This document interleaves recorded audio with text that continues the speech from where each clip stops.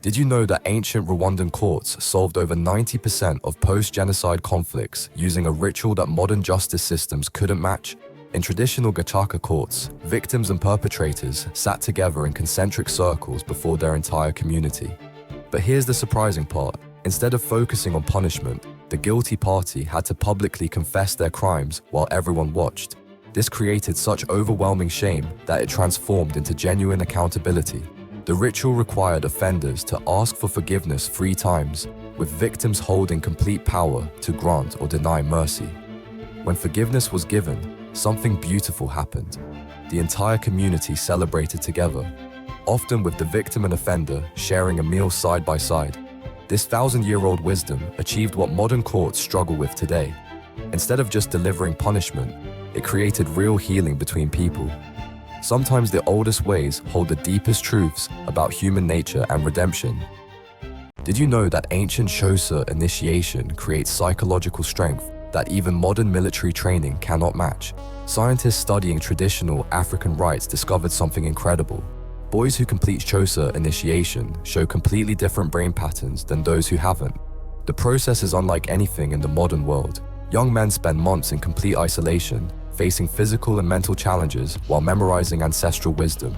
This literally rewires their neural pathways. The climax involves a symbolic death and rebirth ceremony where they must confront their deepest fears alone in total darkness. But here's the surprising part. The real transformation doesn't come from the physical trials. It comes from taking full responsibility for their community's survival during isolation. This creates genuine fearlessness that scientists are now studying intensively. The ancient wisdom teaches earned confidence versus artificial self-esteem. Modern psychologists are now adapting these principles to help trauma survivors. Sometimes the oldest paths lead to the most profound healing. Did you know a mother's love can save an entire village, but at the cost of everything she holds dear? In drought-stricken Mali, Aminata discovered their village well had been poisoned by upstream mining. Her children were slowly getting sick from the contaminated water. Clean water cost more than most families earned in a year.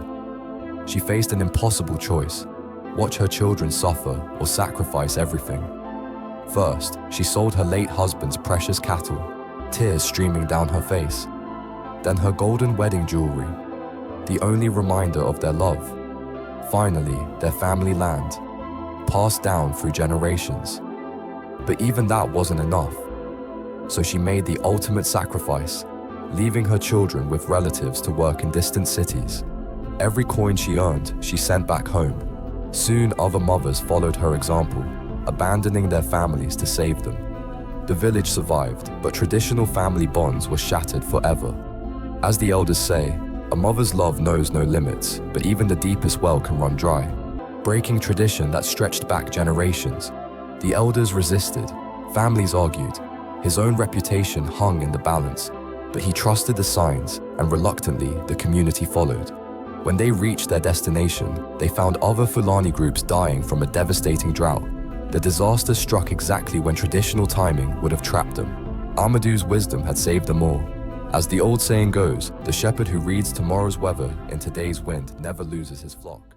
Did you know that the most successful ancient African cities were built as far away from rivers as possible? This sounds completely backwards to us today, but these communities understood something we're just rediscovering. Living near water meant living near war, disease, and constant flooding that could destroy everything overnight. Instead, Ethiopian highland settlements developed incredible terracing systems to capture every drop of rainfall. They created their own reliable water supply without the dangers. The real genius was their water readers, village elders who could predict flooding patterns decades ahead. They watched how plants grew, how animals moved, reading nature like a book. This wisdom lived in their proverb: the fish that swims closest to the shore becomes the easiest catch, meaning the most obvious resources make you the most vulnerable target. These communities thrived for centuries using this approach. Today, climate scientists are studying these same techniques to solve our modern water crisis. Ancient wisdom teaching us how to survive an uncertain future. Here are 5 things you didn't know about Ubuntu, the ancient African philosophy that changes lives in ways modern psychology never could. First, when someone wrongs you, Ubuntu teaches you must publicly praise their past good deeds. This creates such deep shame in the wrongdoer that they transform faster than any punishment could achieve. Second, during business conflicts, everyone sits in complete silence until someone volunteers to sacrifice their own benefit for the group.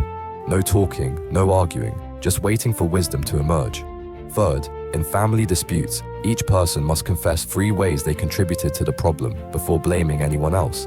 This immediately shifts the energy from attack to understanding. Fourth, before any major decision, Ubuntu demands asking one question: how will this affect 7 generations from now? This long-term thinking prevents countless mistakes. Fifth, the most powerful practice requires the hurt person to feed the offender with their own hands. This single act creates instant emotional healing that modern therapy takes months to accomplish. Ubuntu proves that ancient wisdom often surpasses modern solutions. Did you know that jealousy can destroy an entire village in just 1 season? In the heart of Yoruba land, 2 brothers named Adebayo and Folarin led their prosperous community together. Adebayo managed the grain stores while Folarin controlled the water supply. For years, they worked in perfect harmony, sharing respect and responsibility equally. Then came the great drought of that terrible year. Neighboring villages desperately needed grain and began offering exclusive trade deals to Adebayo alone. Suddenly, he appeared more successful, more important. Folarin's heart filled with poison. He started hoarding water and spreading lies about his brother's competence, but his jealousy drove him further. He secretly contaminated the village water supply, planning to play hero when he discovered the problem. The plan backfired horribly. Several elders died from the poisoned water. When Folarin watched his own brother's children fall sick from his actions, reality hit like lightning. He was exiled in shame, and the village crumbled. As the elders say, the tree that bears poisoned fruit poisons the entire orchard. Here are 5 things you didn't know about incredible human endurance from across Africa.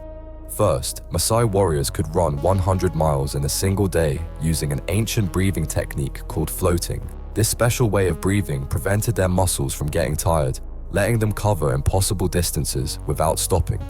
Second, Ethiopian monks developed the ability to meditate without food or water for 7 full days. They trained their bodies and minds through specific prayer cycles, slowly building up this incredible power. Third, Kalahari Bushmen could track animals for weeks across endless desert terrain. They read tiny signs invisible to everyone else and knew exactly where to find hidden water sources. Fourth, West African griots memorized historical stories lasting over 12 hours. They used rhythm-based memory techniques that made different parts of their brain work together. Fifth, survivors of the Middle Passage drew on ancestral wisdom to endure unimaginable suffering. Their spiritual practices kept hope alive through the darkest times. Their descendants still use these same techniques today. Did you know a queen once defeated 3 armies without firing a single shot? In 1624, Queen Nzinga of Angola faced Portuguese colonizers armed with cannons and muskets. Her spears were no match for their weapons, so she tried diplomacy first. But when negotiations failed, she discovered something far more powerful than any sword. She began spreading whispers, planting seeds of doubt among enemy commanders.